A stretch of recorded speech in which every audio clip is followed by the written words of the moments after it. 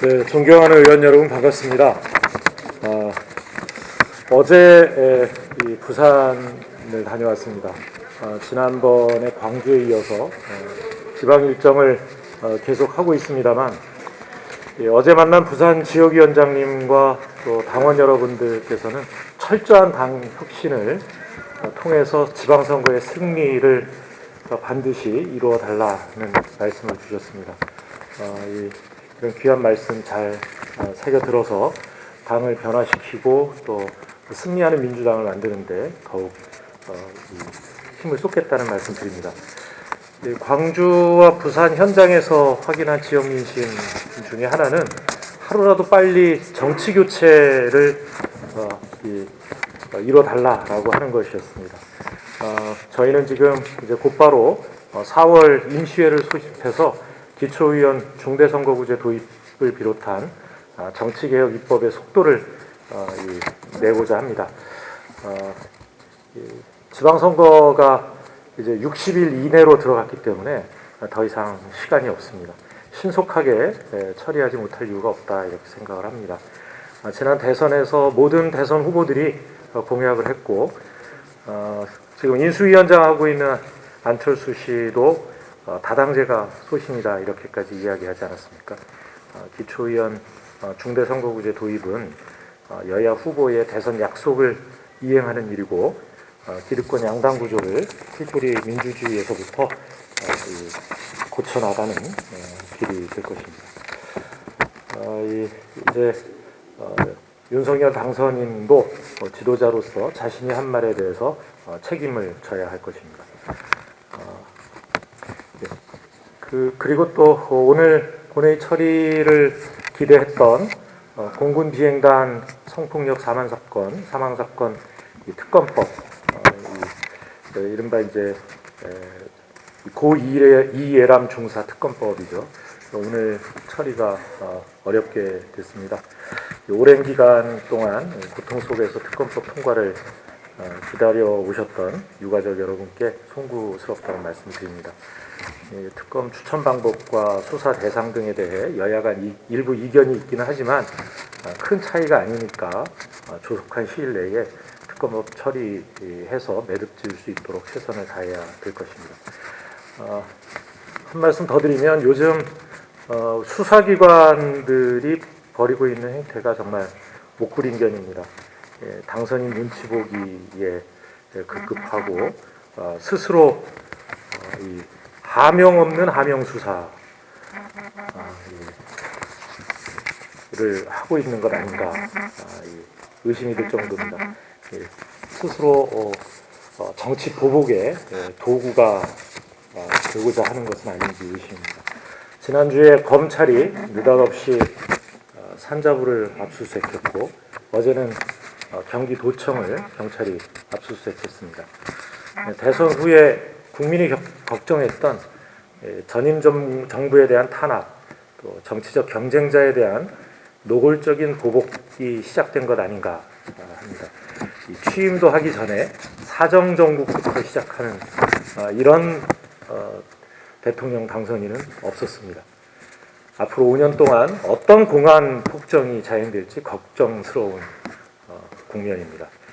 수사기관이 국민이 아닌 권력에 충성할 때 공권력의 신뢰는 땅에 떨어질 것이고 특히 살아있는 권력인 당선인과 가족에 대해서 나쁘끄러운 봐주기 수사를 하면서 경쟁자와 정적에 대해서 이렇게 공격을 하는 것 결코 국민이 용납하지 않을 것이라는 말씀드립니다. 오늘 본회의 산회 후에 정치개혁, 언론개혁을 비롯해서 검찰개혁과 또 수사기관들의 일탈에 대해 당 차원의 대응책을 논의해 주시기 바랍니다. 이상입니다. 오늘 처리될 법안들은 미쟁점 법안 10여 건인데요. 민생 회복에는 어림도 없는 숫자이고 일하는 국회로 보이기에는 너무나 초라합니다.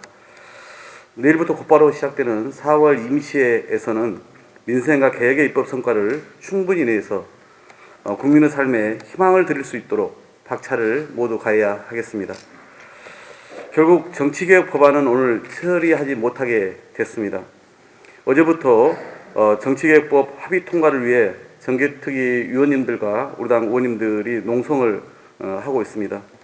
원내대표로 선출된 이후 열흘 넘는 기간 동안 어떻게든 합의를 이끌어 보고자 당과 원내 모든 채널을 가동해 왔습니다. 그런데 국민의힘은 시작부터 지금까지 그 어떤 미동조차 없는 상태입니다. 기득권은 절대 포기하지 않겠다는 확고한 뜻으로 보입니다. 윤석열 당선인께 요청드립니다.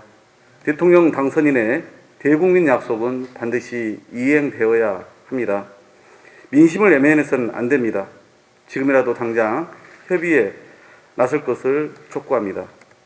민주당은 마지막 순간까지 포기하지 않고 다양한 목소리가 반영되고 표 받은 만큼 의석수를 가져가게 하는 선거제도 개선을 위해 모든 노력을 기울이겠습니다.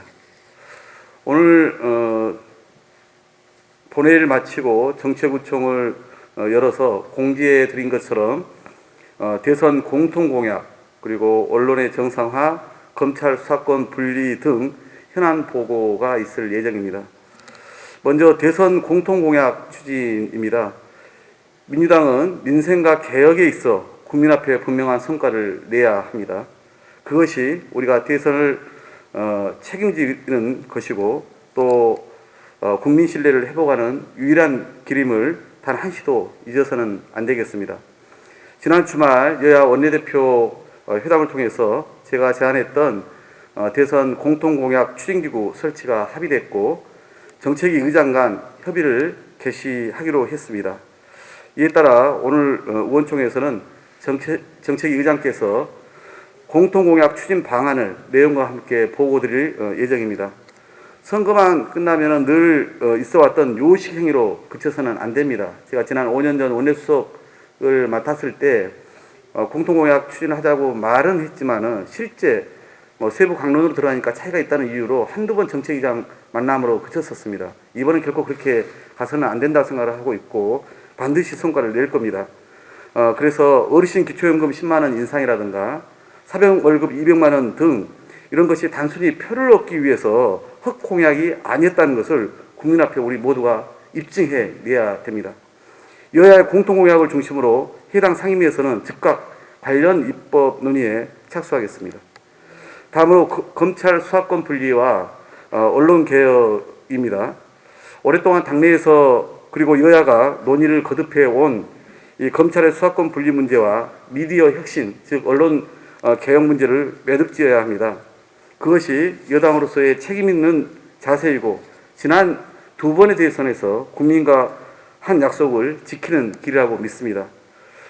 충분한 논의와 지혜로운 결정을 위해서 오늘 의총에서는 이 두 문제에 대해 해당 상임위원회와 특별위원회의 간사로부터 보고를 받으시고 질의응답하는 시간까지 갖고 다음 의총에서 본격적인 토론을 통해서 공식 입장을 정리하고자 합니다. 다음 의총은 다음 주 월요일 또는 화요일 정도로 계획하고 있습니다. 우리 민주당에게 2022년 4월, 5월, 6월은 너무나 중요한 시기입니다. 국무총리 후보자를 시작으로 청문회 정국이 본격화되고 정부 조직 개편안도 논의하게 될 것입니다. 또한 국민의힘과 하반기 원구성 협상도 들어가야 합니다. 이 숨가쁜 일정에도 우리는 민생을 우선 챙겨야 하고 개혁 입법의 성과도 내야 합니다. 172석의 원내 일당 민주당이 어떤 행보를 할 것인지에 우리 국민의 이목이 집중되어 있습니다. 앞으로 이 3개월 동안 어떻게 하느냐, 어떤 결과를 만들어내느냐에 따라 민주당의 미래가 결정된다는 마음으로 우리 모두가 임했으면 합니다. 어느 때보다 무거운 책임감과 높은 긴장감으로 의정활동에 임해야 할 때입니다. 의원님 한 분 한 분의 지혜로 과제를 해결하고 유능한 민주당, 강한 민주당으로 만들어갈 수 있도록 원내대표단이 소통에 더욱 주력하면서 앞장서겠습니다. 고맙습니다.